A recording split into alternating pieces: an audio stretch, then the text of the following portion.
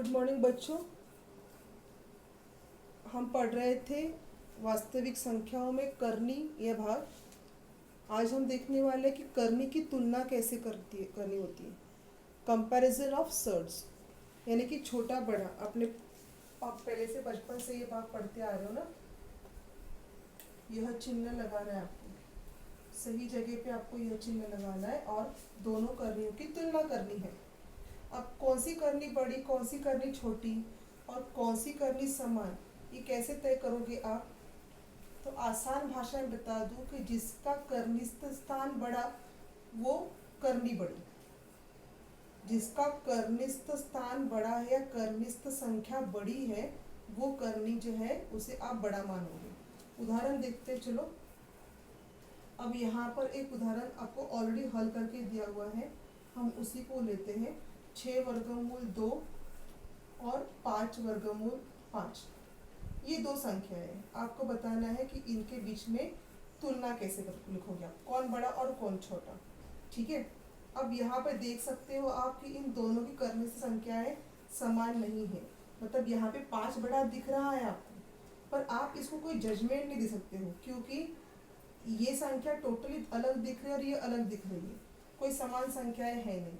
तो इसको अगर आपको बताना है कि इसकी कौन सी करनी बड़ी है तो ये संक्षिप्त रूप में है ना, तो इसको आप दोबारा बड़े वाले संख्या करनी के रूप में लेकर आओ। मतलब हमें जो पहले हम करते ना संक्षिप्त रूप दे रहे थे, तो उसका अभी हमको उल्टा करना है। तो ये 6 जो है, ये 6 किसका वर्ग है, किसका वर्गमूल है ये बताओ। 6 किसका वर्गमूल है? 6 36 का वर्गमूल है। 36 का वर्गमूल 6 है।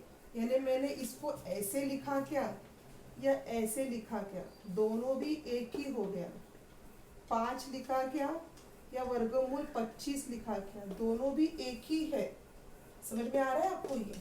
तो मैंने इसको इस रूप में लिखा, गुना वर्गमूल 2, जैसा था वैसा। 5 इसे हम लिखेंगे वर्गमूल 25 के रूप में, बराबर ना। 5 का वर्गमूल वर्गमूल 25 है, गुना ये वर्गमूल 5 जैसा था वैसे का वैसे आ गया। अब हम क्या करेंगे, इन दोनों का गुणाकार करेंगे। 36 दूनी 72, 25 पाँची 125। अब बताओ कौन सा कर्निस्थ स्थान बड़ा है? 125 का कर्निस्थ स्थान बड़ा है, इसलिए यहाँ पर कौन से करनी बड़ी है? 5 वर्गमूल 5 यह करनी बड़ी है। देखो है ना आसान।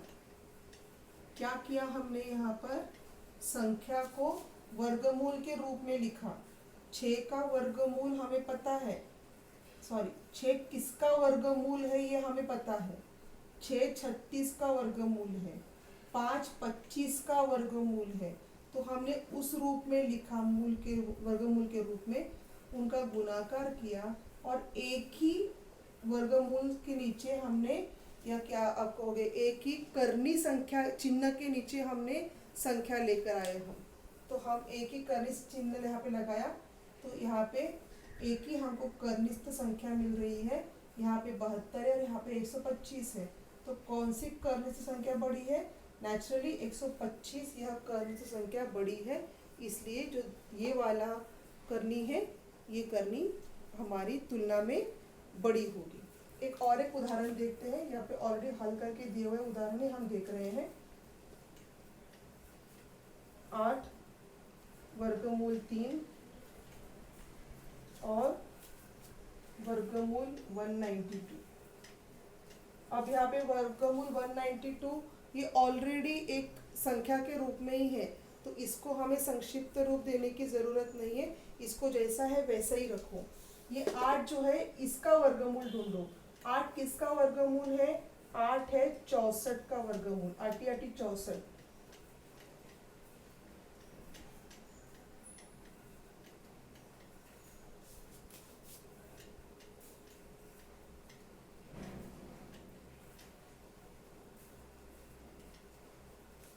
इनका गुणाकार करो, कितना आता है 192। अब देखिए दोनों के भी कर्निष्ठ संख्या कैसी है, समान हो गई, इसलिए ये क्या है कर्निष्ठ संख्या, दोनों भी कर्निष्ठ संख्या है समान है, इसीलिए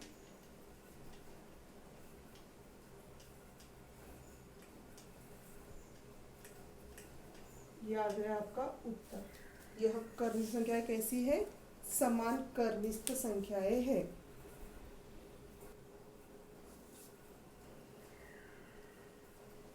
सजातीय करणियों पर संक्रियाएं, यहाँ पर हम करणियों को जोड़ना, घटाना, गुना करना और भाग करना, यह संक्रिया करेंगे।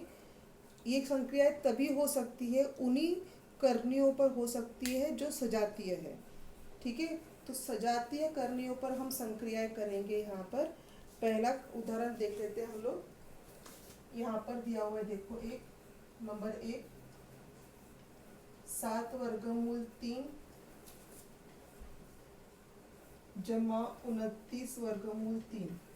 अब इन दोनों को देखो, सिंपल आपको योगफल करना है, सिंपल जमा करना है।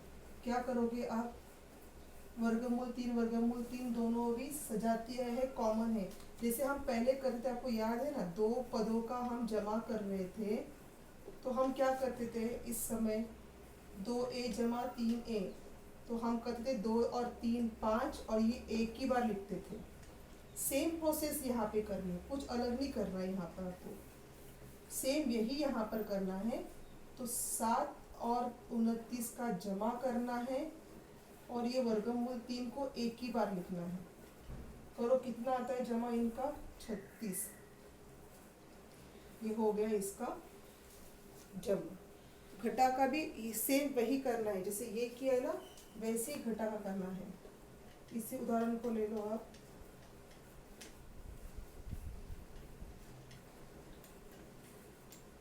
7 माइनस 29 वर्गमूल 3, कितने आते हैं उत्तर आपका 7। 29 में से 7 गए, 22 बचे, चिन्ह आया घटा का वर्गमूल 3।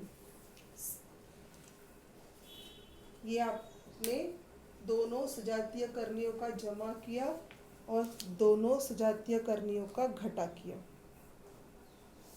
गुणाकार करना होगा तो आप क्या करोगे, वर्गमूल 7 गुना वर्गमूल 3 आपको दिया है और कहा, सॉरी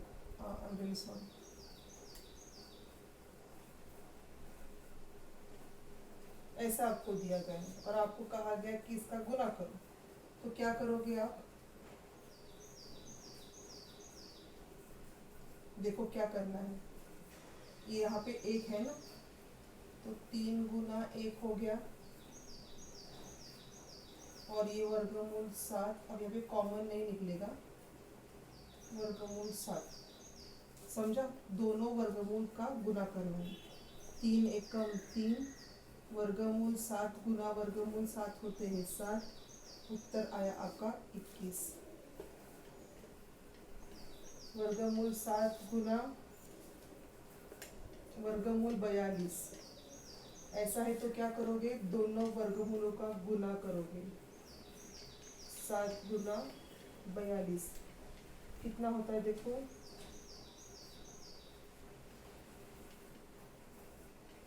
ये जो 42 है ये 7 के पहाड़े में आते हैं, 7 से कम 42, यहाँ पे 2 7 हो गए, यानी कि 7 का वर्गमूल का चिन्ह है यहाँ पर, तो ये 7 अपने आप बाहर निकल आया। ये क्या कर रहे हैं आपको समझ में आ रहा है ना, यहाँ पर ये जो संख्या 7 बाहर कैसे आई, 7 का वर्ग कितना आता है 49, 49 किसका वर्ग है, 7 का वर्ग है, तो 49 का वर्गमूल क्या है 7, इसलिए 7 बाहर निकला। इस प्रकार से आपने सजातीय पदों का या करणियों का गुणाकार करना है। भागाकार भी इसी प्रकार से होगा। वर्गमूल 125 भाग वर्गमूल 5, तो इसे हम ऐसे लिखेंगे। सही है। अब 125 का गुणनखंड लिखो। 25 दिया,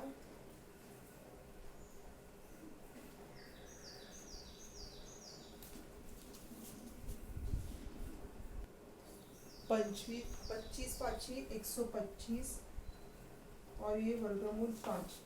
इससे पहले बताया था मैंने आपको 25 का वर्गमूल हमें मालूम होना चाहिए। 25 का वर्गमूल क्या है? 5। वो बाहर निकला, अंदर बचे सिर्फ 5। ये आए नीचे वर्गमूल 5, ये वर्गमूल 5 और ये वर्गमूल 5, दोनों सजातीय है तो कट हो गए, बचा क्या? सिर्फ 5। इस प्रकार से हमने देखा कि सजातीय करणियों पर संक्रियाएं किस प्रकार से की जाती है, जमा, घटा, गुना और भाग पद्धति से। इसी प्रकार से आप पठ्य संग्रह 2.3 में जो उदाहरण दिए हुए हैं सरल करो, उसे आप हल कीजिए। और अगले पार्ट में हम देखेंगे कि करणियों का परिमेयकरण किस प्रकार से किया जाता है। धन्यवाद।